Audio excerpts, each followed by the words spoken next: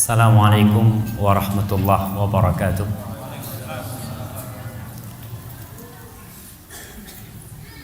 Alhamdulillah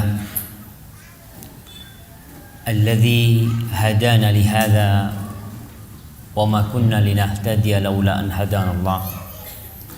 Segala puji bagi Allah Jalla Jalaluh yang telah memberikan hidayahnya kepada kita, yang kalau bukan karena kebaikan Allah kepada kita, nggak mungkin kita nih bisa mengenal Islam dan bisa istiqamah di atas agama Allah ini. Maka segala puji dan puja hanya milik Allah semata. Allahumma salli wa sallim wa zid wa barik wa an'im ala nabiyyina Muhammad ibn Abdullah wa ala alihi wa ashabihi ajma'in. Ya Allah, semoga salawatmu, semoga salam berkah dan nikmatmu senantiasa kau curahkan untuk hamba kekasihmu, untuk baginda Nabi kita Muhammad sallallahu alaihi wasallam, untuk keluarga beliau, untuk istri-istri beliau. Mungkin pertanyaan pertama buat ibu-ibu, jumlah istri Nabi itu ada 11. Mic-nya udah nyampe sana?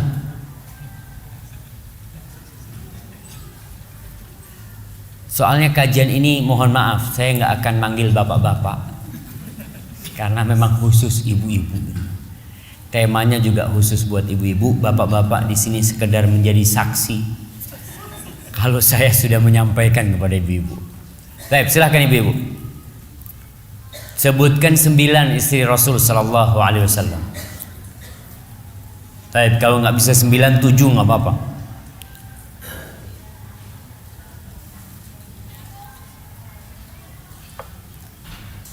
Ada yang mau jawab di sana?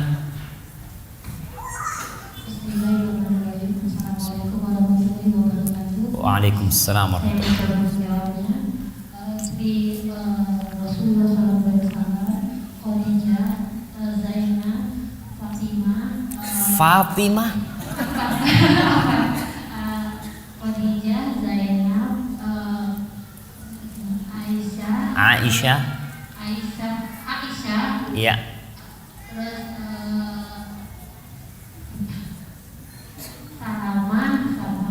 Salamah, Ummu Salamah, Saudah, terus yang lainnya berapa ya? 5 ya? 5. Siapa lagi? Taib, nggak apa-apa lah, kita kasih hadiah, nggak apa-apa lah. Fadhil nih. Taib. Siapa yang mau melengkapin?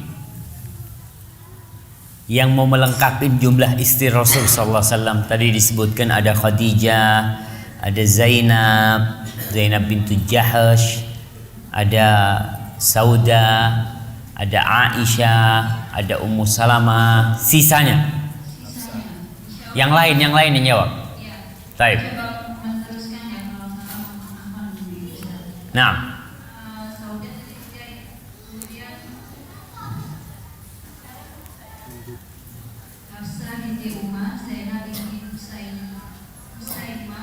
nah, Zainab binti Khuzaimah.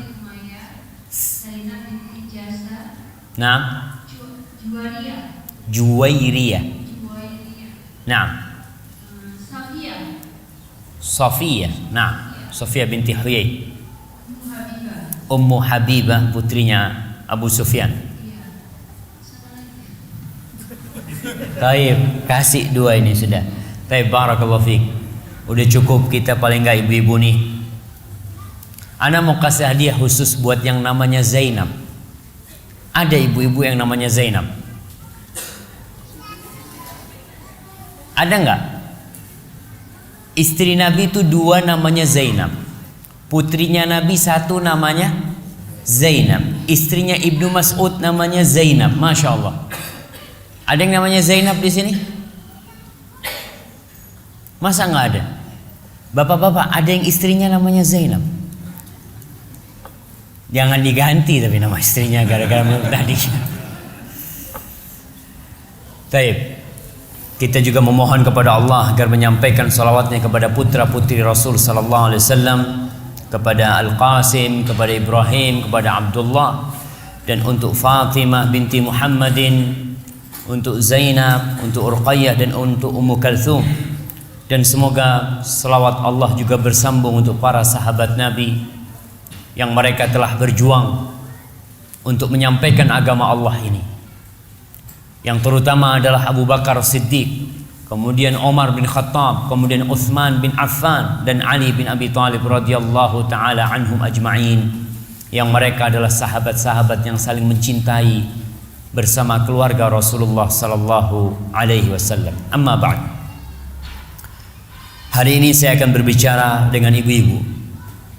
Jadi harapan saya ibu-ibu konsentrasi, karena mungkin tidak lama saya akan berbicara.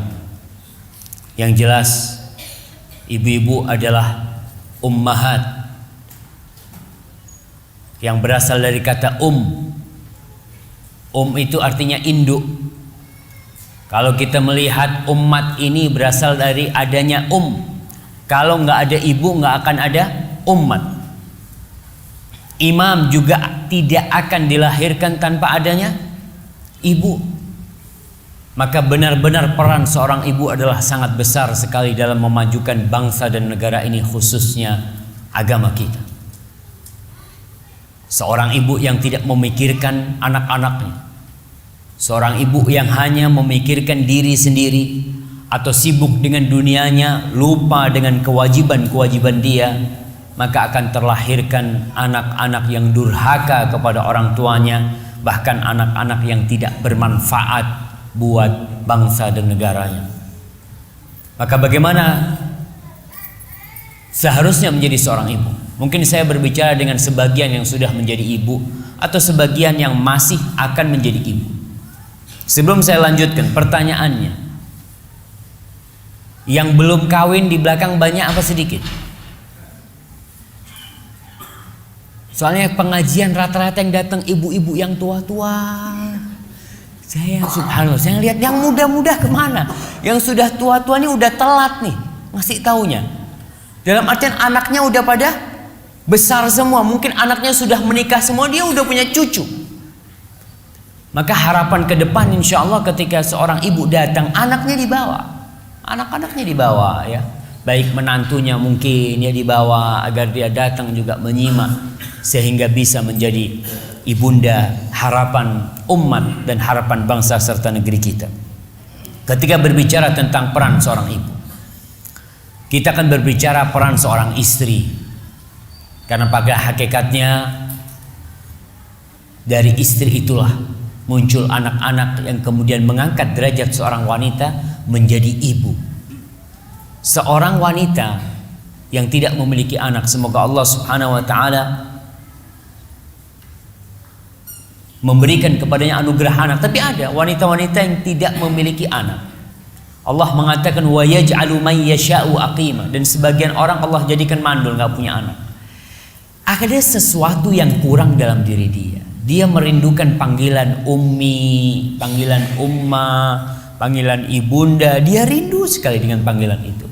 Tapi apa hendak dikata, Allah tidak menakdirkan dia untuk menjadi seorang ibunda. Tapi tetap dia memiliki peran yang besar menjadi seorang pendamping lelaki-lelaki yang mereka adalah pemimpin bagi para wanita. Allah Subhanahu wa taala di surat Al-Baqarah ayat 228, Allah mengatakan walahunna mithlul ladzi 'alaihinna bil ma'ruf walirrijali 'alaihinna darajah. Walahunna, dan wanita-wanita itu memiliki hak-hak yang sama dengan kewajiban-kewajiban mereka secara yang ma'ruf, yang sesuai dengan uruf yang ada, dengan tradisi yang ada. Jadi hak dan kewajiban wanita ini sebenarnya sama. Tapi Allah mengatakan walirrijali 'alaihinna darajah, dan lelaki-lelaki memiliki satu derajat yang lebih di atas wanita. Apa derajat seorang lelaki di atas wanita? Sebagian ulama menjelaskan bahwasanya derajat yang dimaksud dalam ayat ini adalah kewajiban untuk ditaati perintahnya, kemudian hak menceraikan Karena hak menceraikan ada di tangan siapa? Di tangan kaum lelaki, tidak di tangan wanita. Wanita berhak atau dia diperbolehkan menggugat cerai ketika ada sebabnya. Tapi kita berbicara tentang derajat yang Allah berikan kepada kaum lelaki. Pada kesempatan kali ini kita hanya akan membahas tentang kewajiban para wanita. Saya tidak akan membahas tentang hak-hak kaum wanita. Dan mungkin kajian ini sudah sering disampaikan kepada ibu-ibu. Bahkan saya beberapa kali ke Pamekasan di Madura itu. Setiap datang ke Pamekasan, mereka ngomong, "Ustadz, tolong jangan berbicara tentang kewajiban ibu-ibu kepada suaminya. Kita sudah bosan dengarkan itu." Iya, sebagian ibu-ibu seperti itu. Oke, saya ketika mereka minta itu, saya tidak sampaikan hal itu. Kemudian subhanallah, setelah 6 atau 7 tahun kemudian, saya datang ke pulau itu. Ternyata pesan ibu-ibu sama. Dia mengatakan, "Ustadz, tolong disampaikan jangan tentang kewajiban-kewajiban istri kepada suami." Saya katakan kepada mereka, enggak, hari ini saya sampaikan tentang kewajiban-kewajiban. Karena 7 tahun yang lalu kalian mengatakan hal itu. Berarti selama 7 tahun enggak ada kajian tentang kewajiban ibu-ibu terhadap suaminya. Maka sangat penting sekali, karena Allah Subhanahu wa ta'ala tatkala mengatur hubungan suami istri ini, di situ ada hak dan kewajiban. Tapi perlu diingat juga bahwa berbicara tentang hak dan kewajiban kadang-kadang membuat orang bosan hidup. Yang ada hanya menuntut. Suami menuntut kepada istrinya, istri menuntut kepada suaminya. Saling tuntut menuntut. Kalau sudah ada tuntut menuntut seperti ini, keharmonisan akan hilang dari rumah itu. Karena seorang istri mengatakan itu hak saya, seorang suami mengatakan kepada istrinya itu kewajibanmu, kemudian si istri mengatakan kepada suaminya, "Bang, itu kewajibanmu dan mana hak aku?" Nggak selesai kehidupan yang seperti itu. Maka kita akan melihat bagaimana Islam mengatur hubungan suami istri ini. Untuk bapak-bapak, besok ada kajian khusus untuk mereka insya Allah. Yang pertama, kewajiban seorang istri adalah taat kepada suaminya, patuh kepada suaminya. Ini adalah awal keharmonisan di rumah tangga. Kalau ketaatan ada di situ, kepatuhan ada dari diri istri kepada suaminya, mulai benih-benih keharmonisan di rumah tangga itu akan hidup. Tapi kalau itu sudah hilang, selesai. Yang ada adalah kesengsaraan antara suami dan istri. Allah Subhanahu wa ta'ala mengatakan, "Ar-rijalu qawwamuna 'alan nisa." Lelaki-lelaki adalah pemimpin bagi kaum wanita. Bima faddalallahu ba'dahum 'ala ba'din wa bima anfaqu min amwalihim. Lelaki-lelaki pemimpin bagi para wanita. Karena apa? Karena dua hal. Yang pertama, dikarenakan Allah memberikan anugerah kepada kaum lelaki. Dia memang bisa memimpin. Kemudian yang kedua, karena dia memberikan nafkah kepada istrinya. Ketika istri tidak nurut kepada suaminya, tidak taat kepada suaminya, maka suami akan melihat rumah itu tidak cocok buat dia. Mungkin dia ingin kabur dari rumah itu. Bahkan mungkin dia akan mencari wanita lain yang mendengarkan perintahnya. Apapun perintah suami ibu-ibu, apapun perintahnya, selama tidak bertentangan dengan perintah Allah Subhanahu wa taala, taati. Apalagi untuk hal-hal yang sebenarnya mungkin tidak berat bagi wanita untuk melaksanakannya. Kadang-kala suami minta kepada istrinya, "Dek, tolong ya sholatnya tepat waktu." Ada istri-istri yang Masya Allah sibuk dengan pekerjaan rumahnya.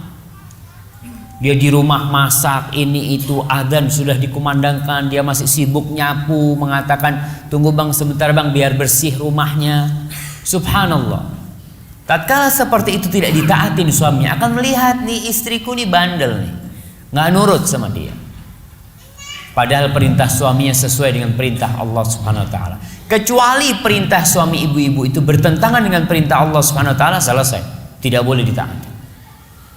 Ketika suami memerintahkan kepada istrinya, "Tolong dek, umpamanya naik genteng karena bocor." Si suami pegangin tangga. Istrinya suruh naik ke genteng gitu kan. Wajib taat apa enggak? Enggak wajib. Karena itu bukan fitrah wanita untuk naik-naik ke genteng. Atau suami minta kepada istrinya, "Dik, tolong gantikan ban mobilnya kempes," gitu kan. Istrinya gantiin ban mobil. Enggak, itu termasuk yang tidak wajib ditaatin dalam hal seperti itu. Karena tidak sesuai dengan fitrah para wanita. Ma'asyiral muslimin rahimakumullah, Allah Subhanahu wa taala menjadikan ketaatan istri kepada suami termasuk taat kepada Allah. Jadi kalau istri taat kepada suami, jangan merasa rendah. Kadangkala ada, ya, kalau dilihat sebagian orang yang selalu berkoar-koar tentang persamaan gender, lelaki dan wanita harus sama, nggak bisa. Mau disamakan tidak mungkin, karena penciptaannya sudah berbeda. Secara fisik berbeda, secara psikis juga berbeda. Semua merasakan hal itu. Jadi ketaatan istri kepada suami itu bukan pertanda dia lebih rendah dari suaminya, bukan. Allah Subhanahu wa taala mengatakan fasalihat qanitat. Orang-orang soleh, siapa sih wanita-wanita soleha itu? Qanitat. Para ulama tafsir menjelaskan yang dimaksud qanitat adalah ta'iat li azwajihin. Wanita-wanita yang taat kepada suami-suami mereka. Ini adalah wanita-wanita yang soleh. Ketaatan dia kepada suaminya adalah ketaatan kepada Allah Subhanahu wa taala. Apa yang akan didapat oleh seorang istri ketika dia nurut sama suaminya? Rasulullah sallallahu alaihi wasallam mengatakan, "Idza shallatil mar'atu khamsaha." Kalau perempuan itu salat yang 5 waktu. Saya selalu mengingatkan, salat 5 waktu bagi wanita ini berat. Karena wanita ada liburnya. Ketika untuk memulai lagi sholat, subhanallah, terkadang godaan-godaan setan datang kepada dia. Kalau wanita sholat yang 5 waktu, wasamat syahraha, dan dia puasa di bulan Ramadan. Dan ingat, puasa di bulan Ramadan bagi wanita pun berat, karena dia ada liburnya. Kadangkala karena nifas dia libur 30 hari, gara-gara nifas dia. Dan dia harus menggantikan puasa 30 hari tatkala orang-orang sedang tidak berpuasa. Tatkala dia punya kewajiban menyuguhkan makanan buat suaminya, dia punya kewajiban membikinkan makanan buat suaminya, dia harus puasa karena dia punya kewajiban. Maka Rasul sallallahu alaihi wasallam mengatakan wasamat syahraha, dan dia puasa di bulan Ramadan, wa hafizat farjaha, dan dia menjaga kehormatan dirinya, wa ata'at zaujaha, dan taat kepada suaminya. Qila laha udkhulil jannah min ayyi abwabil jannati syi'ti, masuklah engkau ke surga dari pintu mana yang engkau sukai. Subhanallah. Dengan taat kepada suaminya, setelah taat kepada Allah, surga bagi para wanita. Kemudian bagi para suami, ketika istrinya patuh dan taat, gak punya hak dia itu untuk menuntut lagi kepada istrinya. Karena ada suami-suami yang suka mencari-cari kesalahan istrinya. Itu yang pertama, patuh dan taat. Sudah disuruh apa saja selama tidak bertentangan dengan perintah Allah, taati, patuhi perintahnya. Yang kedua, kewajiban seorang wanita adalah menjaga kehormatan dirinya, menjaga kehormatan suaminya dengan menjaga kemaluan dia, dengan menjaga harta dan anak-anak suami. Dalam hal ini, dalam urusan menjaga, Allah Subhanahu wa taala mengatakan fasalihat qanitat, dan wanita-wanita soleha adalah mereka yang taat kepada suami-suaminya. Hafizatun lil ghaib, dia menjaga dirinya dalam keadaan suaminya tidak ada. Dia menjaga anak-anak suaminya, dia menjaga harta suaminya. Karena ada ibu-ibu nih, nggak tahu kalau di Bali, yang sibuk arisan kadang-kala. Dia kumpul di sana arisan, anaknya nggak pernah diajarin ngaji, anaknya nggak pernah ditanya sekolahnya dapat apa hari ini. Udah dibiarin tuh anaknya. Padahal Rasulullah sallallahu alaihi wasallam mengatakan wazzaujatu atau wal mar'atu ra'iyatun fi baiti zaujiha, dan wanita itu adalah pemimpin di rumah suaminya. Dia bertanggung jawab di rumah suaminya. Ketika suaminya tidak ada, dialah yang bertanggung jawab. Maka jagalah kehormatan diri ibu-ibu. Dulu Masya Allah, ketika teknologi belum seperti sekarang, mungkin penjagaan diri wanita lebih mudah untuk kehormatan dirinya. Tapi sekarang harus ekstra lebih berat lagi. Contohnya mungkin yang punya Facebook ya, ibu-ibu, dibuang tuh semua teman-teman lelaki yang tidak ada mahram sama dia, tidak ada hubungan kerabat sama dia, buang. Kemudian mungkin di Twitter, apa aja lah, pokoknya medsos ini untuk menjaga kehormatan suaminya dibuang. Karena terkadang ibu-ibu ditinggal sama suaminya, ditinggal sebulan, 2 bulan, nggak ada yang ngajak ngobrol di medsos. Mulai dia ketemu sama teman lama dia, kadangkala teman SMA dia, ada yang istilahnya apa tuh? CLBK. Apaan tuh CLBK tuh? Hah? Cinta lama bersemi kembali. Waduh. Nah, kadangkala itu terjadi. Bahkan tidak sedikit yang minta cerai nanti istrinya gara-gara seperti itu. Karena nih setan nih.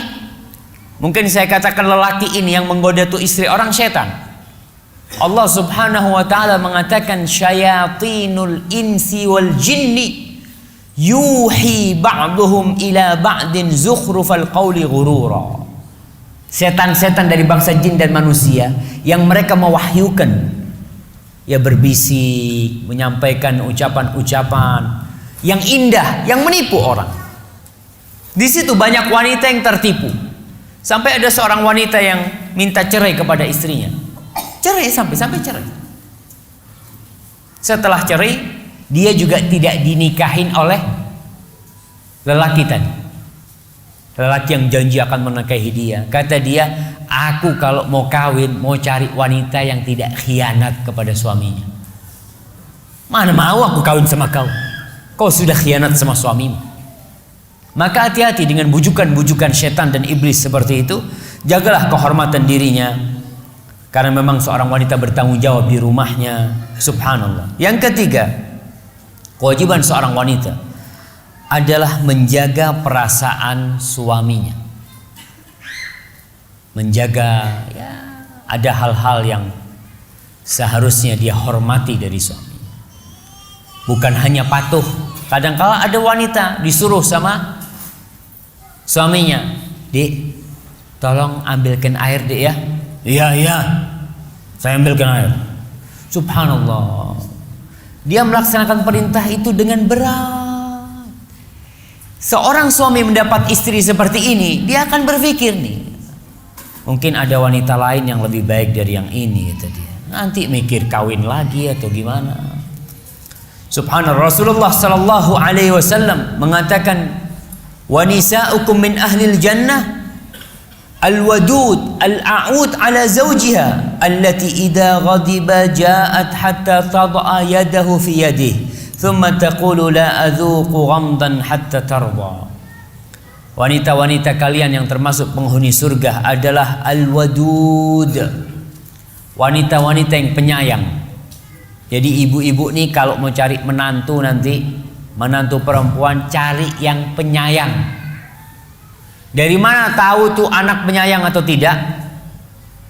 Ya lihat tuh perempuan. Ada perempuan-perempuan yang suka sama anak-anak, yang dia sama orang tuanya menjaga. Sama anak-anak kecil digendong sama dia ya. Kemudian dia bawa. Ada wanita-wanita yang kalau ada anak kecil diusir. Sana. Gangguin nih. Jangan cari menantu seperti itu. Karena apa? Karena udah nampak nih nggak penyayang nih perempuan ini. Malah dia mungkin nggak suka sama anak-anak. Kita lihat sebagian wanita itu, masya Allah, mau punya anak 2, ribut sama suaminya. Aduh bang, repot ngurusin anak ini itu. Subhanallah. Padahal kata Rasul sallallahu alaihi wasallam, kalau mau cari perempuan, cari yang banyak anaknya, yang subur. Jadi saya ingat dengan ustadz di Bondowoso tuh, Masya Allah. Ustaz Zain Bawazir rahimahullahu ta'ala, dia dari istri satu punya anak 27. Masya Allah, Masya Allah. Gimana bapak-bapak? Paling enggak bapak-bapak separuhnya lah. Nah, itu dari istri satu punya anak 27. Al-Walud, Masya Allah, istrinya penyayang ya. Ada istri yang seperti itu. Dan itu yang termasuk penghuni surga, al-a'ud ala zaujiyah, yang cepat dia kembali sama suaminya. Kata Rasulullah SAW, kalau suaminya sedang marah, maka tuh istri akan datang kepada suaminya. Dia akan meletakkan tangannya di atas tangan suaminya, mengatakan, aku tidak akan memejamkan mata sampai engkau ridho kepada aku. Masya Allah. Itu wanita-wanita yang bakal menghuni surga, kata Rasul sallallahu alaihi wasallam. Dan Nabi alaihi salatu wasallam mengatakan ketika ditanya tentang khairun nisa au ayyun nisa'i khair, manakah wanita yang paling baik wahai Rasul alaihi salatu wasallam? Kata beliau alaihi salatu wasallam, allati tasurruhu idza nadhar. Wanita yang paling baik adalah wanita yang kalau dipandang menyenangkan hati. Subhanallah. Kalau berbicara wanita yang enak dipandang ini, para ulama menafsirkan dua penafsiran. Yang pertama karena dia cantik. Yang kedua karena dia pandai mempercantik dirinya. Beda nih antara cantik dengan yang pandai mempercantik dirinya. Ada wanita-wanita yang cantik tapi nggak enak dipandang. Kenapa nggak enak dipandang? Karena dia nggak pandai bersolek di rumah. Kadang-kala nih ibu-ibu ada sebagian, subhanallah, suaminya datang ya, sedang goreng ayam. Suaminya datang dilihat dari jauh, oh udah datang bang, kayak mau digoreng aja tuh sama. Kata dia, yang seperti ini nggak nyenengkan, yang lihat istri, aduh istriku kayak gitu ya. Ada ibu-ibu yang sukanya kalau di rumah pakai daster. Subhanallah, betul, yang dibeli daster terus.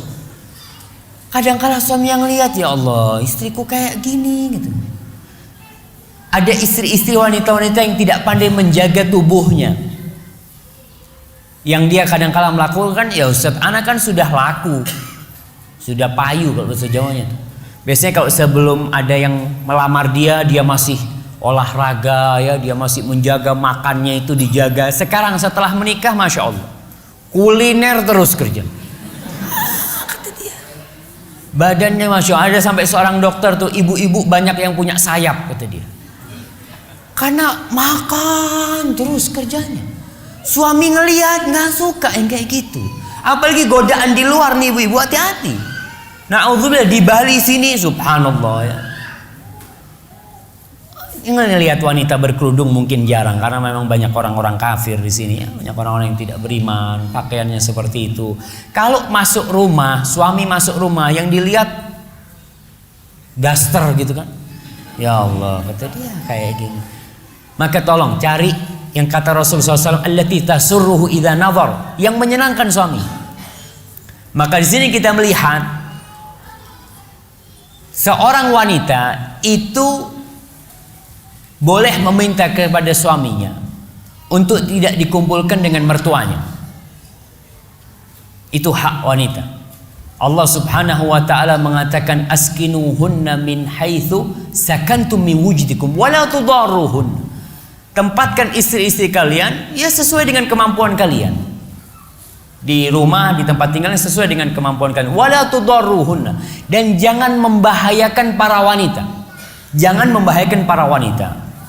Ini saya tidak menyuruh ibu-ibu untuk menuntut ya, tidak. Dalam artian kadangkala ketika kumpul sama mertua, para ulama menjelaskan termasuk membahayakan para wanita ketika mengumpulkan dua istri di satu rumah. Itu termasuk membahayakan dia. Dan itu hak istri untuk menuntut. Atau mengumpulkan istri dengan periparan, dengan ipar-ipar. Karena apa? Di situ wanita tidak bisa mengungkapkan perasaan dia.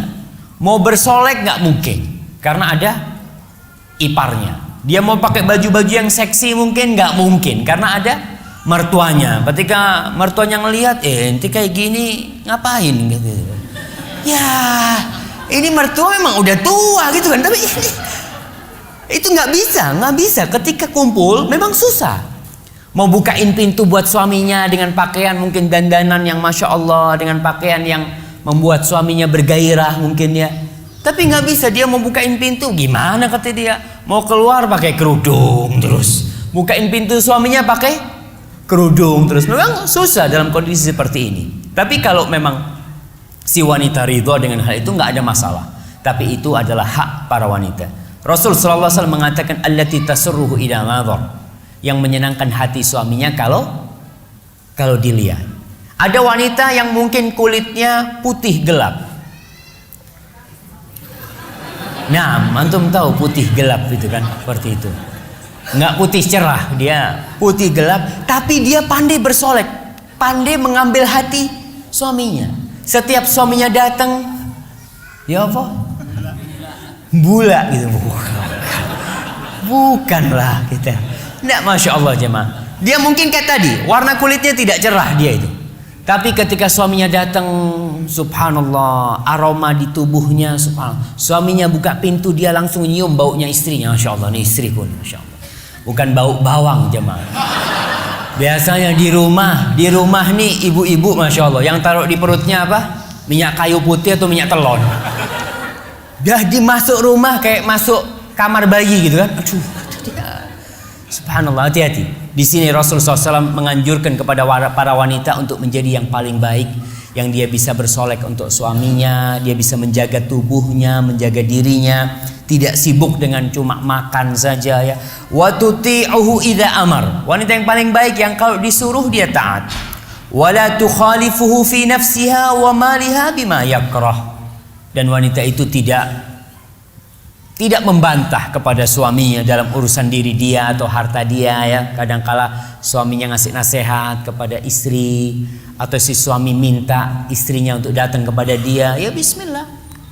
Kadangkala nih suami ada perlu sama ibu-ibu, ibu-ibu ada tamunya, usir tamunya, bismillah, tolong nih ada perluan gitu kan, suruh pulang seperti itu. Itu termasuk bagaimana menjaga kehormatan suami. Jangan sibuk sama temennya, ngobrol sama temennya, suaminya ditinggal sendirian gitu kadangkala. Itu termasuk tidak menghormati suaminya. Kemudian Al-Baihaqi dan sebagian ulama meriwayatkan bagaimana nasihat seorang ibunda kepada putrinya, yaitu Asma binti Kharijah Al-Fazariyah, ketika dia hendak mengantarkan putrinya untuk menemui suaminya pada malam pernikahan. Sang ibu mengatakan, "Ya bunayya, wahai putriku, innaki kharajti minal ushil ladzi fihi darajti."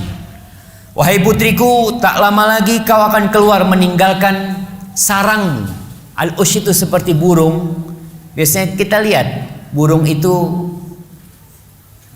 dari telur, kemudian dia mulai besar, dikasih makan terus. Ketika sudah mulai besar, dia akan belajar terbang.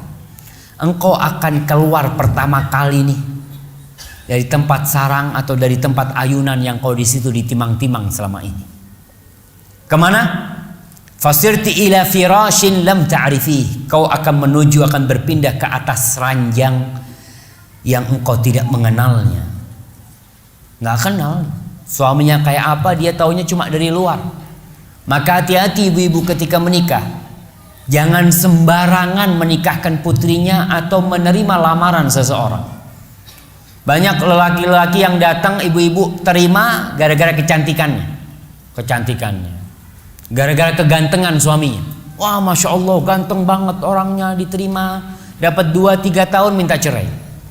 Kadangkala dapat setengah tahun minta cerai. Kenapa kok diterima waktu itu? Kenapa kok mau? Karena hanya melihat kepada luarnya saja. Hati-hati. Dan ini penyebab banyaknya perceraian terjadi kadangkala karena salah milih. Saya sering dapat curhatan dari ibu-ibu yang mengatakan, "Ustaz, saya sudah menikah 17 tahun," kata dia, "saya nggak bahagia sama suami saya ingin cerai." Yang perlu ditanyakan, tuh suami pilihan siapa? Dia yang milih. Kadang-kala hasilnya hasil pacaran juga. Dia dapat tuh. Setelah bertahun-tahun dia merasakan tidak nyaman, kesalahan siapa? Kesalahan dia. Maka dia harus bersabar menghadapi hal itu dan memperbaiki diri. Di sini ibu memberikan nasihat kepada putrinya.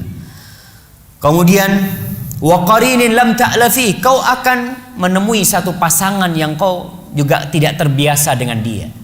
Dia biasa di rumah, biasa disayangin, biasa disanjung sama orang tuanya, akan pindah ke satu rumah yang dia enggak. Fakuni lahu ardan yakun laki samaan. Jadilah engkau bumi tempat ia berpijak, maka dia akan menjadikan engkau langit yang menaungi dirimu. Wa kuni lahu mihadan yakun laki imadan. Jadilah engkau sandaran buat suamimu, maka suamimu akan menjadi tiang yang menyanggah dirimu. Wa kuni lahu amatan yakun laki abdan. Jadilah engkau pelayan buat dia, niscaya suamimu akan menjadi budak bagi dirimu. Subhanallah. Ketika istri ini bisa mengambil hati suaminya, jadi budak tuh suaminya. Apa yang diminta oleh istrinya dia akan turuti, karena suaminya telah menjadi pelayan bagi dia. Wala tulhifi bihi fayaqlaki. Jangan suka meminta hal-hal yang memberatkan suami, yang merepotkan suami. Karena kalau ada ibu-ibu nih, ibu-ibu habis berangkat dari rumah temennya yang kaya mungkin ya, datang ke rumah dia, bang, aku tadi dari rumahnya fulan, dia baru beli karpet ya, atau baru beli ini, beli horden bang, harganya 2,5 juta. Nih suami diliatin istrinya, kata dia, ya terus maumu apa gitu. Sahih, karena kalau sudah dia menuntut lebih kepada suaminya, yang ada kebencian dari suami. Sampai ada seorang, saya punya teman dulu di Madinah, dia habis telepon, dia ngomong sama saya, Syafiq, ana mau ceraikan istri ana. Ana, bang, kenapa mau diceraikan istri? Bayangkan, kata dia, ana kerja di sini nih, jadi supir, kata dia. Ana telepon sama dia, ceritanya tentang villa fulan. Dia punya sepupu berangkat baru beli villa 1,5 miliar, kata dia. Ya gimana, nggak sakit hati, kata dia. Betul. Maka tolong ibu-ibu menjaga, jangan menuntut lebih kepada suaminya. Dia berusaha untuk menerima. Wala tubaidi anhu fayansab. Jangan menjauh dari suami, dia akan melupakan dirimu. Ada istri-istri yang berusaha jaga jarak dari suaminya, akhirnya dilupakan oleh suaminya. Kemudian nasihat ini, karena waktunya sudah habis nih waktunya. Hah? Allahu Akbar. Baik. Wala yashubanna minki illa thayyiban. Jangan suamimu mencium dari dirimu kecuali yang enak, yang harum. Subhanallah, betul. Sekarang ini alhamdulillah, orang kalau ada memang yang aroma tubuhnya itu kurang nyaman karena suka makan jengki. Ya, makan jengkol, makan anak. Dia merasa nyaman gitu. Wah, nggak apa-apa, suamiku seneng kok sama bau seperti ini. Jangan. Mungkin dia ya mau gimana lagi, udah dapatnya kayak gini gitu kan. Tapi paling nggak dia berusaha untuk ya makan penawarnya atau minum penawarnya, dia pakai parfum. Sekarang ingat nih, ibu-ibu biasanya tuh wangi kalau keluar rumah. Kalau di dalam rumah dia nggak wangi. Padahal kata Rasulullah sallallahu alaihi wasallam, ayyuma imra'atin ista'tarat famarrat ala qaumin liyajidu riha fahiya zaniyah. Perempuan manapun yang keluar dari rumahnya kemudian dia pakai parfum nih, melewatin kaum lelaki sehingga kaum lelaki itu mencium aroma dia, maka perempuan itu pelacur, kata Rasulullah SAW. Maka tolong di rumah lah, kalau ingin wangi-wangian ya pakai wangi-wangian di rumahnya. Kemudian ibu ini mengatakan kepada anaknya, wala yasma illa hasanan. Jangan suamimu mendengar ucapanmu kecuali yang baik. Wala yandur illa jamilan. Jangan melihat dari dirimu kecuali yang indah. Jadi dari pakaian tadi disebutkan ya, ada ibu-ibu yang kadangkala jarang gosok gigi, subhanallah, sampai kejunya 2 cm 3 cm. Ya tolong diperhatikan, hal itu diperhatikan sekali, karena itu termasuk menghormati suaminya. Baik, ada beberapa hal yang harus dihindarin. Saya hanya akan sebutkan ini, saya tidak akan jelaskan. Yang pertama, jangan mentaati suami dalam urusan kemaksiatan kepada Allah. Jangan. Ada suami-suami yang kadang-kala suka istrinya itu bersolek. Nggak, kau jangan pakai kerudung kau, buka rambutmu. Aku suka bertemu dengan teman-temanku itu, dia tahu istriku cantik, ngomong seperti itu. Subhanallah, jangan ditaati dalam seperti itu. Yang kedua, jangan menyakiti suami, baik dengan ucapan atau dengan perbuatan ya. Kemudian yang ketiga, jangan mengingkari kebaikan suami. Itulah judul tadi yang disebutkan. Rasul sallallahu alaihi wasallam mengatakan, uritun nar, ditampakkan kepada aku neraka, fa idza aktsaru ahlihan nisa, kebanyakan penghuni neraka itu wanita. Ketika saya sampaikan hadis ini, ada seorang wanita yang protes. Ustaz, gimana Ustaz? Bukan suami-suami ini yang biasa selingkuh atau apa? Dia yang seharusnya banyak menghuni neraka, kata dia. Saya mengatakan, tuh suami ibu selingkuh sama wanita apa sama lelaki? Ya, sama wanita juga kan ya. Di satu sisi memang subhanallah jemaah. Rasul sallallahu alaihi wasallam mengatakan kebanyakan penghuni neraka itu wanita. Kenapa? Yakfurna. Karena mereka kufur. Ditanya oleh para sahabat, ayakfurnal ashir, ayakfurna billah, apakah mereka kufur kepada Allah Subhanahu wa taala? Wanita-wanita itu kufur kepada Allah? Tidak, kata Rasul SAW. Yakfurnal ashir wa yakfurnal ihsan. Wanita-wanita itu kufur kepada suaminya, kufur kepada kebaikan suaminya. Subhanallah. Kebanyakan perceraian itu gara-gara faktor ekonomi. Nggak tahu di Bali, tapi kalau di Jember disebutkan itu kebanyakan gara-gara suaminya kurang mampu, istri menuntut lebih. Maka kita lihat kebanyakan yang jadi TKW itu lelaki apa perempuan? Ya pastilah TKW itu tenaga kerja wanita, nggak mungkin laki jadi TKW. Nah, kebanyakan TKW ya memang perempuan. Kalau dipikirkan, rata-rata mereka sudah punya suami, tapi karena dia ingin lebih, berangkat ke Malaysia, berangkat ke Saudi, berangkat ke Korea, ditinggalkan tuh suaminya, nggak diurusin. Karena dia merasanya, ya Ustaz, suamiku cuma bisa ngasih makan sama aku, dia nggak bisa bikinin rumah, nggak bisa beliin mobil, subhanallah. Dan ketika dia meninggalkan suaminya, na'udzubillah min dzalik, banyak kemungkaran-kemungkaran yang terjadi di luar sana. Tidak sedikit wanita-wanita yang sudah bersuami hamil di sana, kawin lagi di sana. Na'udzubillah min dzalik, gara-gara tadi kufur kepada kebaikan suami. Kalau ibu-ibu membayangkan ya kebaikan suami ibu-ibu nih, yang kata Rasulullah SAW, kalau aku menyuruh seseorang untuk sujud, aku suruh wanita sujud kepada suaminya. Hadis itu sahih. Kalau dilihat nih suami ibu, bagaimana tatkala dia sudah besar, dia itu memilih ibu, memilih istri ini. Dia hidup dengan dia, tidur sama dia, makan sama dia. Dia tinggalkan bapak sama ibunya. Kadang-kala seorang ibu itu ketika anaknya sukses, kepingin anaknya itu bersama dia, tapi rela tuh ibunya, sudah kau bawa tuh. Kadang-kala si anak ngomong, bu istriku kepingin rumah sendiri, iya fadhal. Keridhaan mertua kepada perempuan itu harus disyukuri. Bagaimana dia yang seharusnya bersama orang tuanya sekarang bersama Bismillah. Ya tadi, kemudian Rasul sallallahu alaihi wasallam mengatakan, "Lau ahsantum ila ihdahunna dahr." Kalau engkau berbuat baik kepada tu wanita sepanjang tahun, thumma ra'at minka syai', kemudian melihat satu kesalahan di dirimu, maka perempuan itu akan mengatakan, "Ma ra'aitu minka khairan qat." Dia akan mengatakan, engkau tidak pernah membahagiakan aku. Tidak ada satu pun kebaikan dari dirimu, gara-gara satu kesalahan suami. Suami ibu manusia biasa, wajar berbuat salah. Dan itu terjadi. Pernah ada seorang raja di Andalusia. Raja di Andalusia ini, Masya Allah, ketika Islam jaya di Spanyol sana, istri raja ini melihat anak-anak kampung, gadis-gadis kampung itu mandi lumpur di sawah itu ya, mereka mandi lumpur. Si istrinya kepingin mandi lumpur. Gimana jemaah? Masa istrinya raja mandi lumpur? Sudah, aku bikinkan lumpur.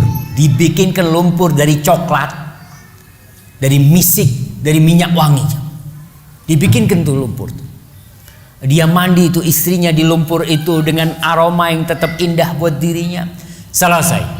Setelah beberapa tahun kerajaan itu hilang. kerajaan itu hilang. Nih suami istri yang awalnya raja jadi gembel. Subhanallah, begitu jahatnya yang namanya politik. Kemudian satu hari si istrinya ini mengatakan kepada suaminya, karena suaminya nyakitin istrinya, mengatakan, "Ma ra'aitu minka khairan qat." Aku tidak melihat satu pun kebaikan dari dirimu. Kata si suami, nggak ada kebaikan dari aku. Sampai hari aku bikinkan engkau lumpur. Apa kata istrinya? Tidak pula hari itu kau berbuat baik kepada aku. Subhanallah. Karena memang perempuan kadang-kala perasaannya lebih besar sehingga dia lupa dengan kebaikan-kebaikan suaminya. Maka jangan mengingkari kebaikan suami, ibu-ibu. Apapun yang terjadi, ibu harus bersabar menghadapinya sambil berdoa memohon kepada Allah Subhanahu wa taala agar Allah memperbaiki suami ibu-ibu umpamanya.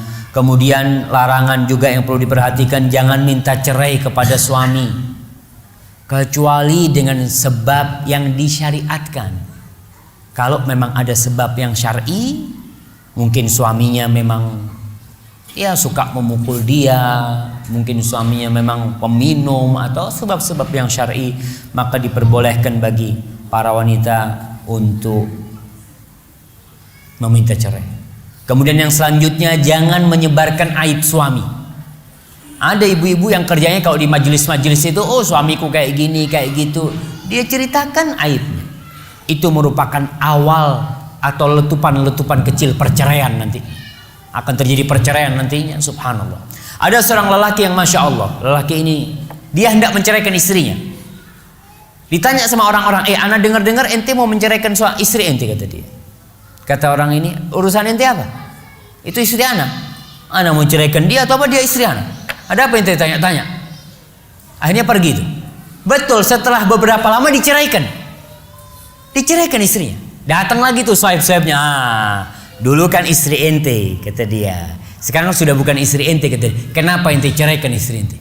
Ada apa yang ente lihat dari istrimu, kata dia. Apa kata dia? Tuh istrinya orang sudah sekarang, kata dia. Ada apa ngomongin istrinya orang, kata dia. Subhanallah.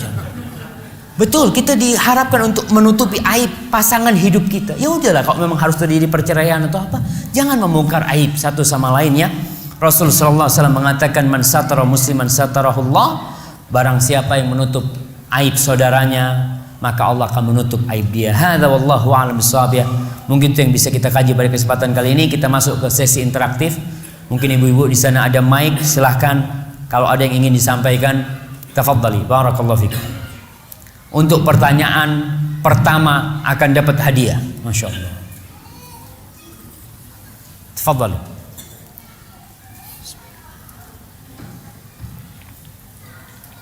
Untuk ummahat atau ibu-ibu, bagi yang mau menanyakan dengan secara kertas, kami persilakan untuk segera bisa mengumpulkan ke paknya. Tapi untuk mic yang tadi, Ustaz, mic yang tadi insya Allah kan masih ada 3. Nah,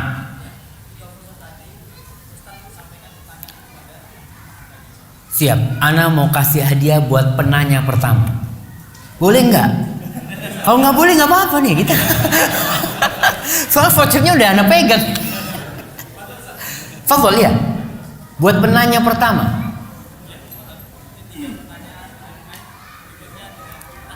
Masya Allah. Tep, silahkan. Ana fadhol yang gimana ini jadi? Ibu-ibu udah pegang mic belum? Sudah. Oke, silakan satu ya untuk pertanyaan pertama. Silakan ibu-ibu.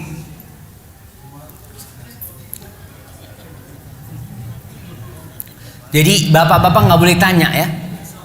Bapak-bapak nggak boleh tanya. Besok bapak-bapak. Nih buat ibu-ibu nih.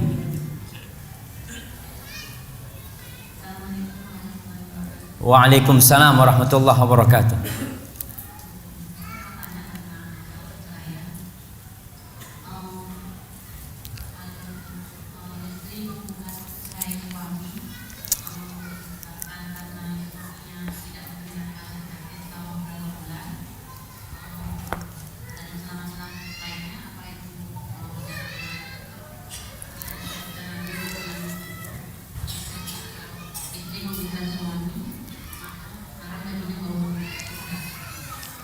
Nah, waalaikumsalam warahmatullahi wabarakatuh.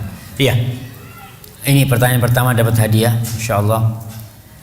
Berkaitan dengan bagaimana istri yang menggugat cerai suaminya disebabkan suaminya tidak memberikan nafkah lahir batin beberapa bulan. Gitu pertanyaannya, Ibu. Ya, kalau dilihat memang sebab yang disebutkan oleh para ulama tentang diperbolehkannya seorang wanita menggugat cerai itu dua sebab. Yang dua sebab ini bermuncul atau berujung dengan satu sebab sebenarnya. Tidak bisa menegakkan hukum Allah di rumah itu. Si istri karena melihat suaminya mungkin dari faktor fisik yang dia tidak kuat dengan suaminya. Ada suami-suami mungkin yang memang si istrinya, Ustaz, ana nggak suka sama suami ana, Ustaz. Jadi ana melayani dia itu tanpa ada rasa cinta. Bahkan ana sering nggak nurut sama dia. Ana takut kalau ana terus menikah sama dia nih, akhirnya ana nggak masuk surga nanti. Maka ketakutan dia ini membolehkan dia untuk menggugat cerai, karena dia sebenarnya takut tidak bisa menegakkan hukum-hukum Allah yang seharusnya dia laksanakan di situ. Yang kedua, karena sebab suaminya sendiri tadi, yang suaminya zalim, ya. Kalau dikatakan tadi suaminya tidak memberikan nafkah kepada istrinya, dicari tahu sebabnya. Jangan gampang-gampang gugat cerai. Dilihat apa penyebabnya, kenapa suaminya tidak memberikan nafkah, mungkin suaminya sakit atau gimana, dipelajari. Kita lihat bagaimana istri Nabi Ayub alaihissalam, disebut oleh para ulama 7-18 tahun dia mendampingi Nabi Ayub alaihissalam.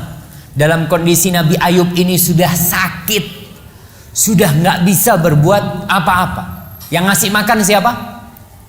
Istrinya. Yang bekerja itu istrinya. Istrinya itu jadi pembantu, bikin sesuatu, dikatakan dia bikin roti, kemudian dapat duit, ya. Dia kembali menjumpai suaminya, dia rawat suaminya. Itulah istri-istri yang soleha, yang tidak gampang-gampang minta cerai. Kehidupan di dunia ini perlu diingat adalah ujian dari Allah Subhanahu wa taala. Dari awal sampai akhir. Ingat. Dari awal sampai akhir, yang senang, yang susah, itu ujian dari Allah Subhanahu wa taala. Maka tolong para ibu-ibu, ketika mendapati tadi suaminya mungkin tidak memberikan nafkah, dicari sebabnya. Mungkin dia sakit atau tidak mampu. Maka kita bisa mencontoh bagaimana istri Nabi Ayub alaihissalam atau istrinya Ibnu Mas'ud radhiyallahu taala anhu, Zainab, istrinya Ibnu Mas'ud. Ibnu Mas'ud ini miskin. Dia kerjaan nggak tetap, ya, tapi dia tetap bekerja, berusaha, tapi mungkin nggak cukup. Akhirnya lebih sering makan dari hasil istrinya. Istrinya suka menenun.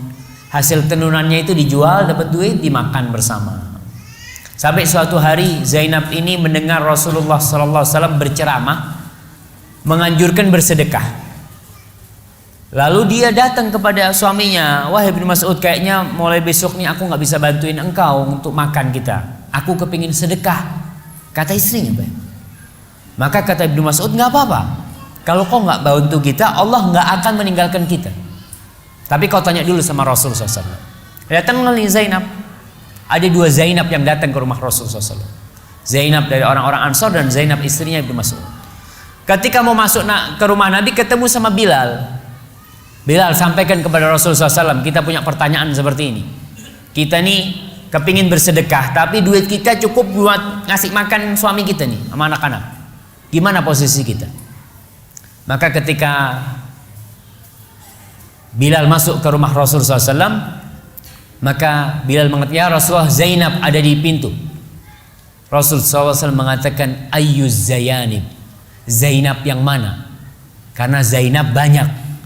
Maka dikatakan Zainab imra'atu Ibnu Mas'ud, Zainab istrinya Ibnu Mas'ud, kata dia. Lalu dia bertanya tentang perkara dia. Rasul SAW mengatakan, yang kau berikan kepada suamimu bernilai sedekah, seperti itu.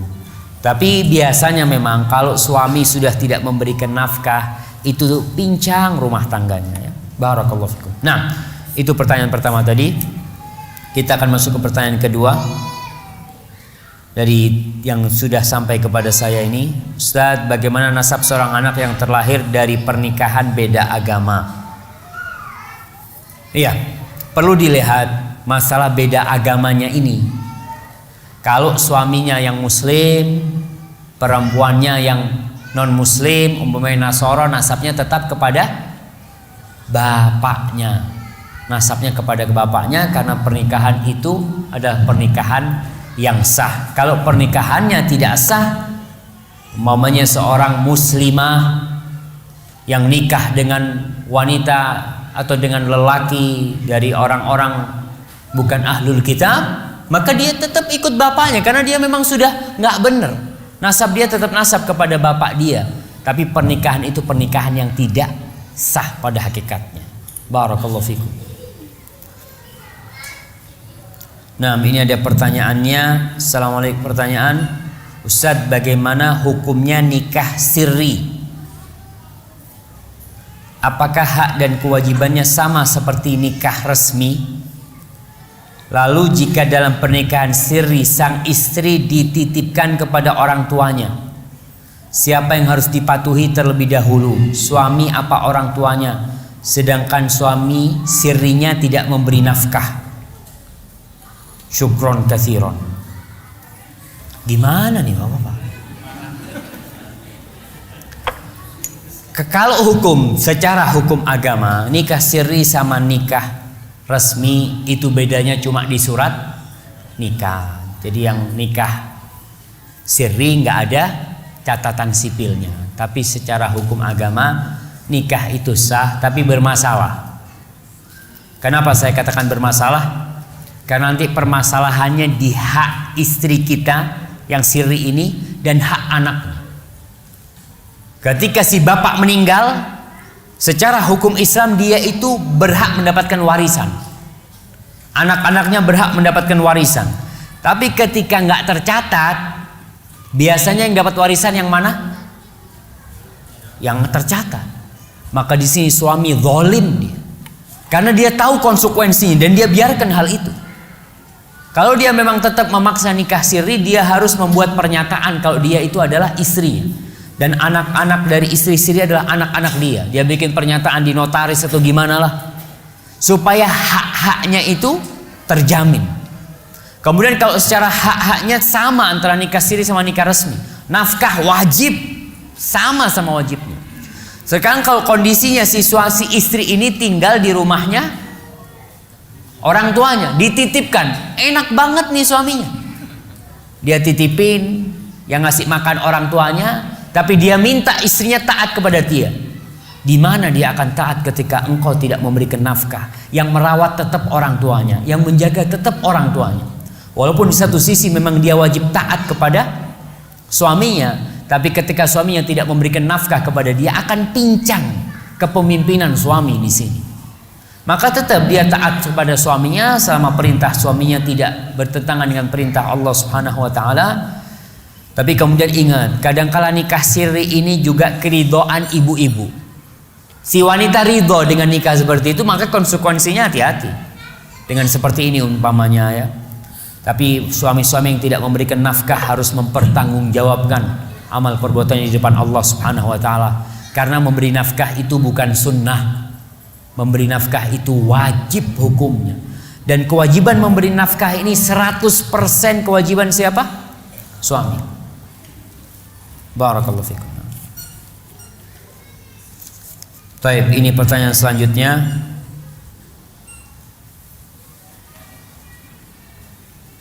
Nah, bagaimana cara menggabungkan penjelasan Imam Nawawi bolehnya untuk berziarah kubur di kuburan orang kafir dan anjuran untuk kita mempercepat langkah bila melewati kuburan orang kafir?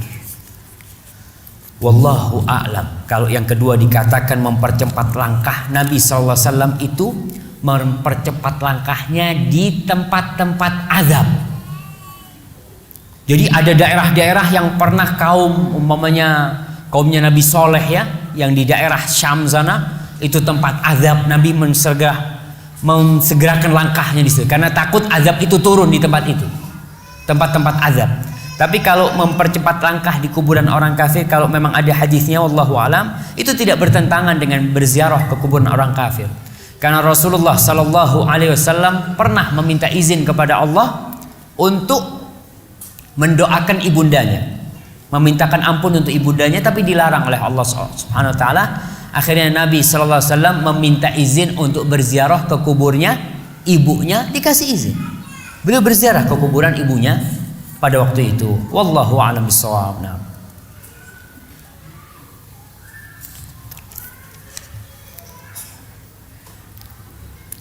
Ustadz, benarkah memasak bukan bagian dari kewajiban istri? Jika iya, apa hukumnya menjadi wajib jika diperintahkan oleh suami karena wajib ketaatannya? Mohon jawaban jelas, wajib atau tidak. Subhanallah jemaah. Kalau kita lihat Allah Subhanahu wa taala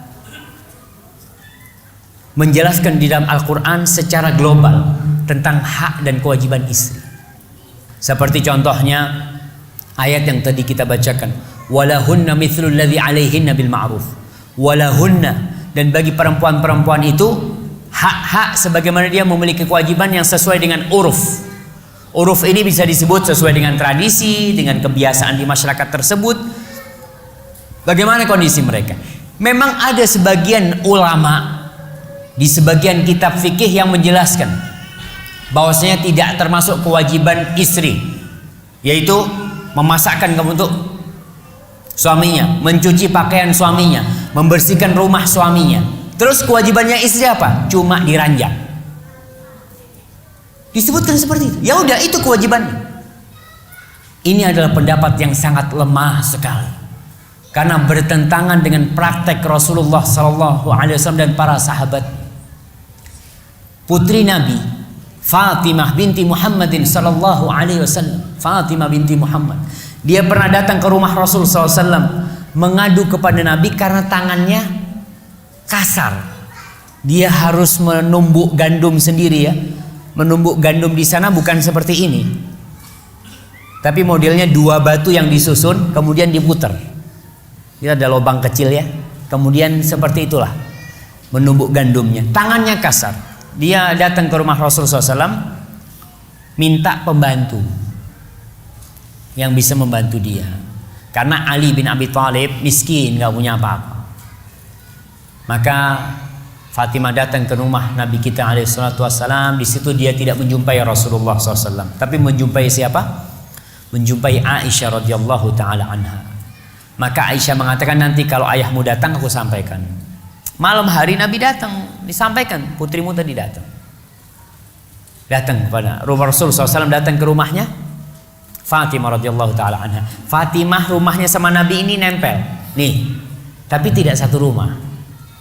Maka kalau kita lihat memang anjuran beda rumah sama orang tua itu untuk menghindari yang namanya ya gesekan-gesekan yang tidak diinginkan.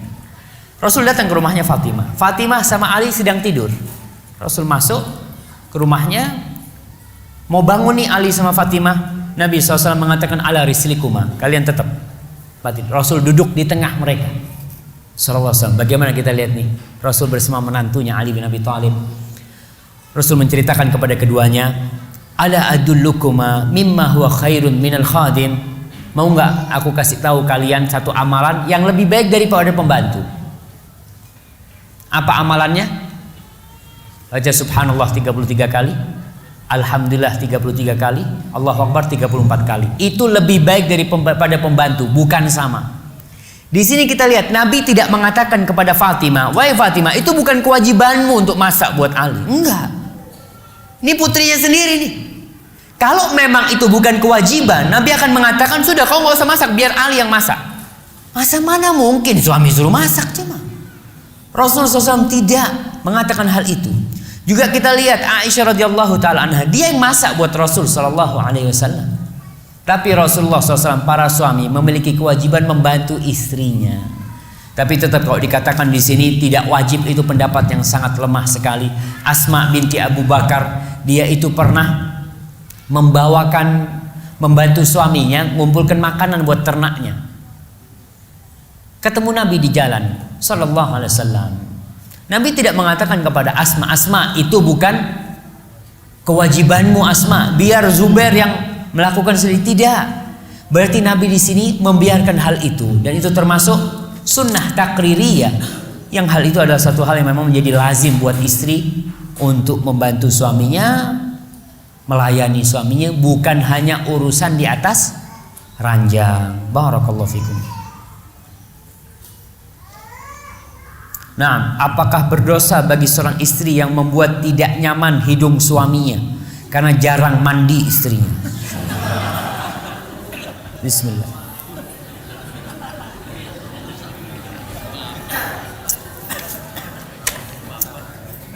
Ya tadi udah dikatakan bagaimana kewajiban kepada istri. Ketika dia tidak menghormati suaminya, ada istri-istri yang nggak mandi, tapi ada kondisi-kondisi tertentu istri nggak mandi. Seperti ketika hamil, ada istri-istri itu yang kalau mandi muntah-muntah ya. Kadang-kala ada istri-istri kalau hamil nggak suka sama suaminya. Melihat suaminya, naudzubillah min dzalik. Seperti itu. Maka dalam kondisi seperti ini ya harus tahu dirilah suaminya. Maksudnya itu bukan kebiasaan dia, tapi itu memang ya waktu-waktu tertentu. Jadi kalau tadi dia membuat suaminya tidak nyaman, ya dia berdosa. Dia berdosa dalam kondisi seperti ini. Karena tujuan suami istrinya adalah membangun rumah tangga yang di atas sakinah. Gimana kalau suaminya tidak betah? Ibu-ibu ada suami-suami itu yang malas pulang ke rumah memang. Dia datang masuk rumahnya, istrinya ngajak ribut. Baru masuk rumahnya, bang, dari mana bang? Subhanallah, baru datang suruh duduk dulu lah. Kalau mau disidang, ibu-ibu nih kalau mau nyidang suaminya, nggak boleh. Jadi kadang-kala, bang, sini, duduk sini bang.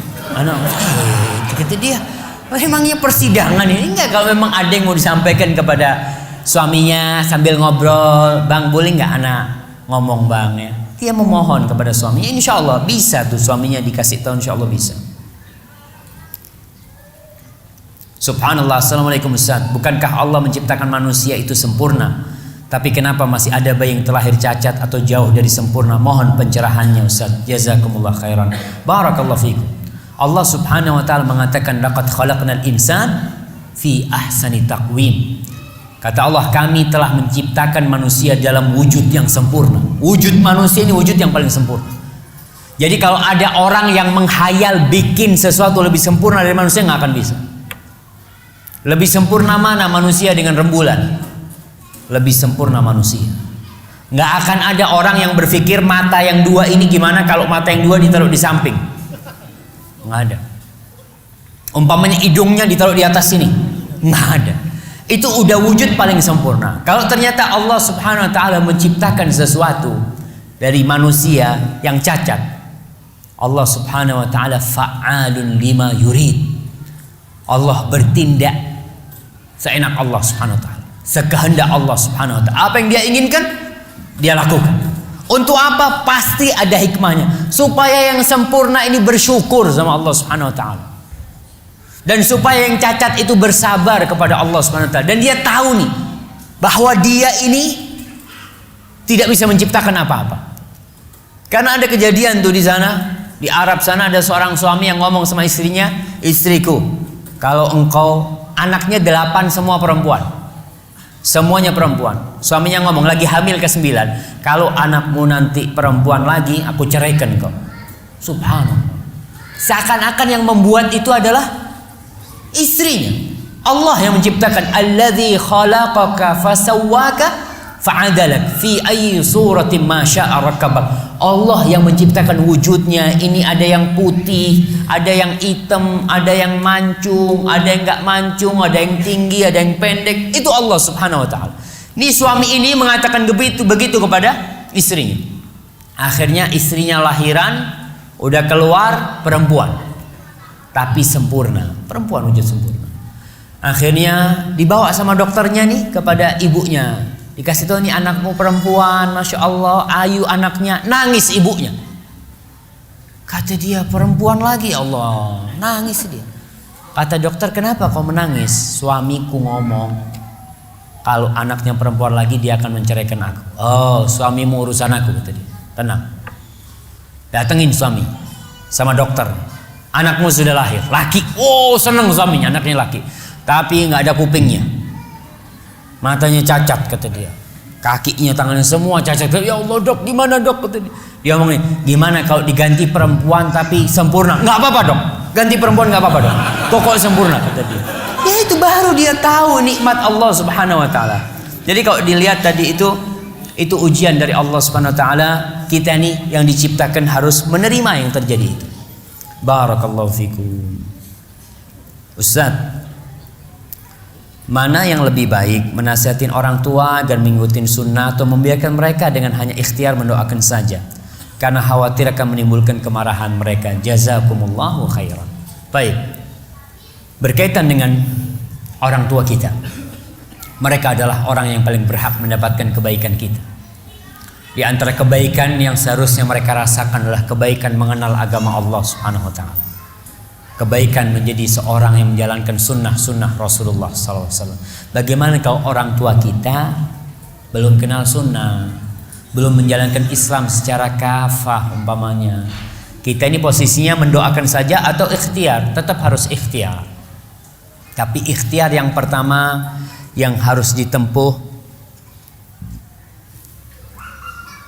adalah memperbaiki akhlak kita kepada orang tua kita.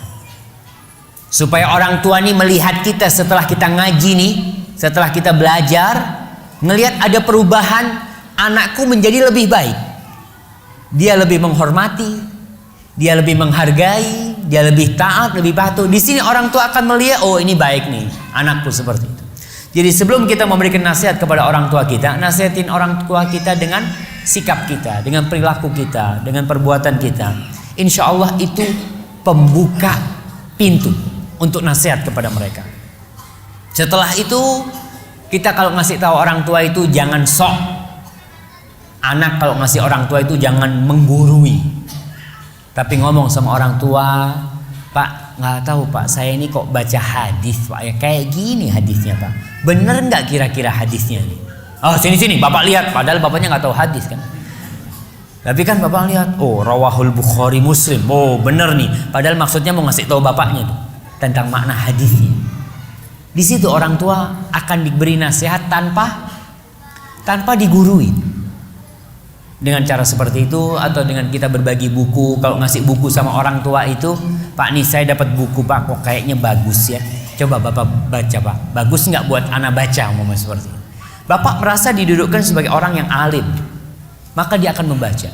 Tapi kalau kita datang ke rumah orang tua kita, lempar buku, set, biar dibaca sama orang tua, tinggal gitu kan. Bapak, tuh buku aliran itu bawa tuh. Udah tahu tuh bapaknya kadang-kala. Atau ngasih tahu, Pak nih Pak baca Pak, Bapak banyak kesalahan, tolong dibaca buku ini. Insya Allah, benar. Tapi kalau kita ngomong sama Bapak, Pak nih Pak tolong Pak dibaca, kok anak takut tersesat anak baca buku ini Pak ya. Insya Allah dibaca sama bapaknya. Barakallahu fikum. Nah bismillah, ini ada pertanyaan. Bagaimana cara mengajarkan sex education kepada putra putri kita di bawah 10 tahun secara islami syar'i? Anak nggak tahu ini jemaah. Apakah contoh dari Nabi Muhammad SAW? Jadi memang permasalahan yang besar jemaah yang kita hadapi itu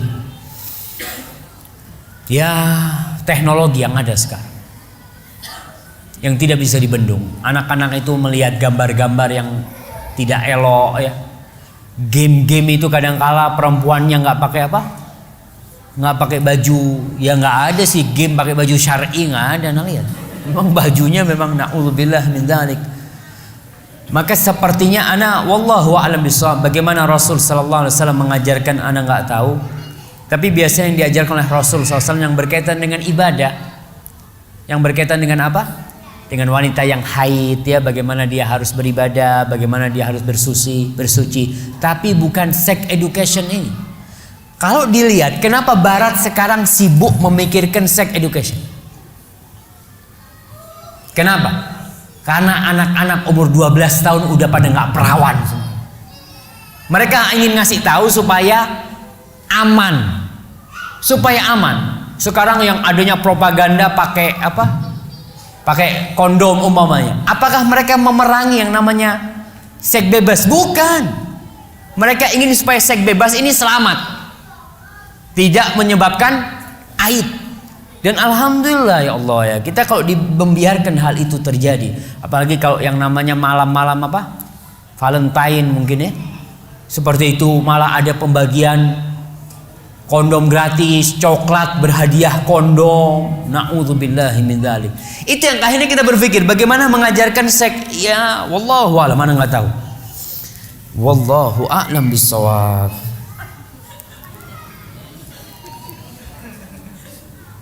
Allahu Akbar. Ini mungkin salah satu dampak hidup di Bali ya. Bagaimana apabila putra putri kita pada usia dini sudah terlalu ingin tahu tentang ciuman, atau apabila putra putri kita sudah sering memegang kemaluannya tanpa sepengetahuan kita. Bagaimana sikap kita sebagai orang tua? Sikap orang tua yang pertama harus cari tahu kenapa anak kita mau tahu. Gara-gara tontonan yang dia tonton. Dan na'udzubillah, nggak tahu saya di Bali ini, tapi saya sempat pada waktu itu ke salah satu negeri kafir. Na'udzubillah min dzalik. Orang ciuman di pinggir jalan, di stasiun itu biasa seperti itu. Jadi anak itu ketika dia ingin tahu karena dia melihat, maka kita yang harus jaga adalah bagaimana melindungi dia supaya dia tidak menonton yang seperti itu. Nah, ini bagaimana sikap kita sebagai orang tua, dan apakah ada doa-doa khusus untuk putra putri kita supaya terhindar dari pelecehan seksual dan terhindar dari keinginan seksual yang menggebu-gebu pada usia dini. Na'udzubillah min dzalik ya.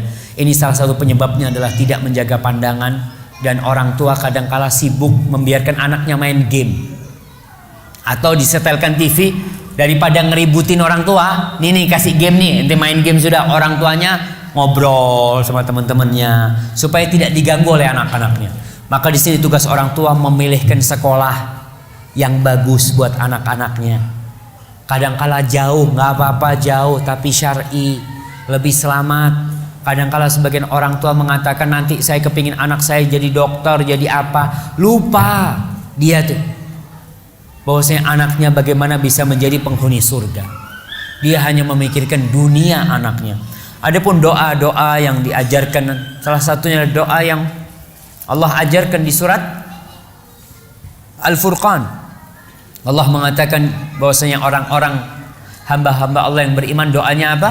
Rabbana hablana min azwajina wa dzurriyyatina qurrata a'yun waj'alna lil muttaqina imama. Kemudian doa yang dibaca oleh Nabi Ibrahim apa?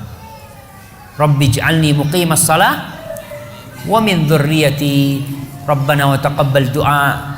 Kemudian wajrubni wa baniya an na'budal asnam. Ya Allah, jauhkan aku bersama anak keturunanku dari menyembah patung-patung. Bayangkan Nabi Ibrahim aja takut keturunannya nyembah patung. Keturunan Nabi. Apalagi kita, kalau Nabi Ibrahim aja takut, bagaimana dengan kita? Ustaz, bagaimana hukum bila suami istri dipaksa bercerai, padahal suami istri saling menyayangi dan pemerintah sudah mengeluarkan surat cerai? Apakah boleh suami dan istri menikah lagi tanpa si istri menikah lagi? Tunggu nih. Bagaimana hukum bila suami istri dipaksa bercerai? Mungkin ini yang sudah cerai 3 kali ya. Betul ibu-ibu? Atau yang bertanya ini ya. Jadi kalau sudah terjadi talak sampai 3 kali, maka suami istri memang harus bercerai. Udah nggak bisa. Balik lagi tidak akan bisa kecuali si istri menikah dengan lelaki lain. Menikah beneran. Bukan menikah sandiwara gitu kan, bukan. Nikah beneran. Maka di sini para suami hati-hati ya, dan ibu-ibu juga hati-hati memancing suaminya. Kadang-kala si ibu-ibu marah sedikit sama suaminya, udah ceraikan aku. Suami marah, udah aku ceraikan kau. Padahal mereka masih saling mencintai. Akhirnya terjadi perceraian. Nanti rujuk lagi, cerai lagi, rujuk lagi. Udah sampai 3 kali udah habis tuh. Nggak bisa rujuk lagi kecuali si istri menikah dengan laki lain. Memang ada yang seperti ini karena mereka masih saling mencintai, tapi memang ya ucapan talak itu sering diucapkan. Maka nggak bisa kecuali si istri menikah dengan lelaki lain. Kalau pertanyaannya ini. Tapi kalau ini sudah terjadi perceraian baru 1 kali, umpamanya kemudian sudah keluar surat cerai, masih bisa rujuk dia dengan, bukan bisa rujuk ya. Kalau masih masa iddah bisa rujuk. Tapi kalau sudah keluar masa iddah, mereka bisa menikah baru lagi. Wallahu a'lam bishawab. Bagaimana apabila suami melaksanakan poligami namun tidak sesuai dengan syariat agama? sehingga membuat kondisi rumah tangga timpang. Ya, orang-orang yang melaksanakan poligami yang tidak sesuai dengan syariat, sebagaimana rumah tangganya timpang, dia akan dibangkitkan pada hari kiamat dalam kondisi timpang pula. Seperti itu. Namun ibu-ibu, kalau suaminya poligami, jangan serta-merta minta cerai. Aku nggak kuat. Karena kalau seperti itu, udah pulangkan aku, jangan. Karena berpikir hidup ini nggak lama. Hidup ibu mungkin kalau sudah umur 40 tahun mungkin tinggal 20 tahun, 23 tahun mungkin. Dan hidup ini isinya ujian tadi. Kalau memang suami sudah menikah lagi, maka mintalah hak ibu kepada Allah Subhanahu wa taala. Kalau suami tidak memberikan hak itu, dan suami ibu akan dihisab sama Allah Subhanahu wa taala. Kasihan sama anak-anak ya. Kadang-kadang enggak, anak mau cerai biar anak-anak mau jadi apa, nggak ada urusan sama anak. Subhanallah. Tuh anak-anak aset kita. Dia yang akan mendoakan kita. Kalau suami kita tidak perhatian sama kita, mudah-mudahan anak kita akan perhatian sama ibu-ibu nanti. Maka jangan gampang-gampang minta cerai, ya dikasih nasihat suaminya. Barakallahu fikum. Tinggal berapa menit nih waktunya nih? Udah habis. Baik. Karena sudah habis, anak akan berikan pertanyaan kepada ibu-ibu. Masih ada 2 voucher. Baik, ibu-ibu sebutkan 4 wanita termulia di surga Allah Subhanahu wa taala. 4 wanita termulia di surga Allah Subhanahu wa taala. Silakan ibu jawab dengan mic yang sudah disediakan.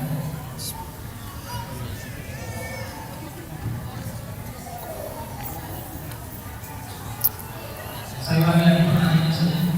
Sebutkan wanita termulia, 4 wanita termulia di dalam Islam. Di surga. Sebutkan 4 wanita termulia di surga. Waalaikumsalam warahmatullahi wabarakatuh.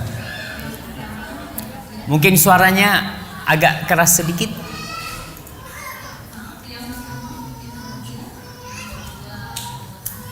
Yang pertama Khadijah, yang kedua Asia, yang ketiga Fatimah, yang keempat Asia, ya. Aisyah. Baik. Jawabannya hampir betul. Hampir betul. Ada satu nama yang seharusnya tidak masuk di situ. Ada satu nama yang seharusnya itu paling utama ya. Ya. Asia, Khadijah, Asia, Aisyah, Maryam. Ya. Ya nggak apa-apa lah, tadi udah berusaha ya. Jadi sebenarnya yang disebutkan adalah Fatimah binti Muhammadin sallallahu alaihi wasallam. Kemudian yang pertama itu Maryam tentunya, kemudian Fatimah, Khadijah dan Asia.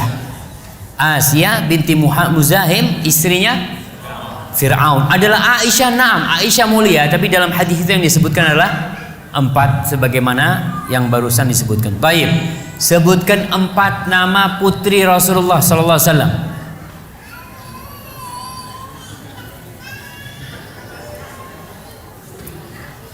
Silakan ibu-ibu. Waalaikumsalam warahmatullahi wabarakatuh. Zainab, Ummu Kulthum, Ruqayyah, Fatimah, Masya Allah. Barakallahu fiik ya. Benar jawabannya. Semoga pertemuan kita di tempat ini dirahmati oleh Allah Subhanahu wa taala, dan perpisahan kita dari tempat ini juga dilindungi oleh Allah Subhanahu wa taala. Wallahu a'lam bishawab. Apabila benar yang ana sampaikan itu dari Allah Subhanahu wa taala, kalau ada yang salah dan kurang berkenan itu dari diri saya sendiri. Allah dan Rasulnya terbebaskan dari kesalahan itu. Subhana rabbika rabbil izzati amma yasifun, wassalamun alal mursalin walhamdulillahi rabbil alamin. Wassalamualaikum warahmatullahi wabarakatuh.